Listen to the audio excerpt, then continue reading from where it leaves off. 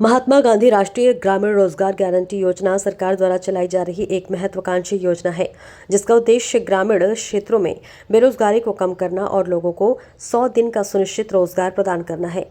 यह योजना विशेष रूप से गरीब और मजदूर वर्ग के लिए किसी वरदान से कम नहीं मानी जाती, क्योंकि इससे उन्हें अपने गांव में ही रोजगार मिल जाता है और शहरों की ओर पलायन करने की आवश्यकता नहीं होती। लेकिन सिसवा विकासखंड के ग्राम सभा पकड़ी सिसवा में इस योजना की जमीनी हकीकत कुछ और ही बयां कर रही है।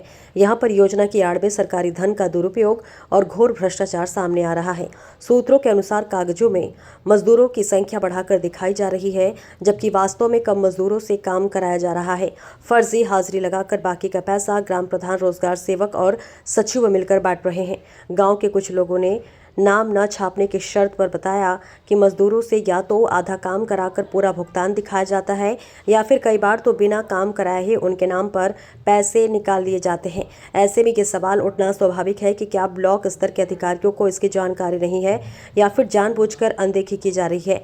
गाँव में यह चर्चा आम हो गई है कि प्रधान और सचिवों की मिलीभगत से सरकारी धन की खुलकर लूट मची हुई है। जिस योजना का उद्देश्य ग्रामीण गरीबों को आत्मनिर्भर बनाना था, वह अब भ्रष्टाचार की भेंट चढ़ती नजर आ रही है। स्थानीय लोग ये भी कहते हैं कि ये सब ज़्यादा दिन नहीं चलेगा, क्योंकि एक दिन सच्चाई सामने आ ही जाएगी और तब जिम्मेदार लोगों को जवाब देना पड़ेगा। ऐसे भ्रष्टाचार के मामले न केवल सरकार की योजनाओं की साख को कमज़ोर करते हैं, बल्कि ग्रामीण जनता के भरोसे को भी तोड़ते हैं। सरकार और प्रशासन को चाहिए कि इस मामले की निष्पक्ष जांच कराकर दोषियों के खिलाफ सख्त कार्रवाई की जाए, ताकि भविष्य में इस प्रकार की लूट को रोका जा सके और गरीबों को उनका हक मिल सके।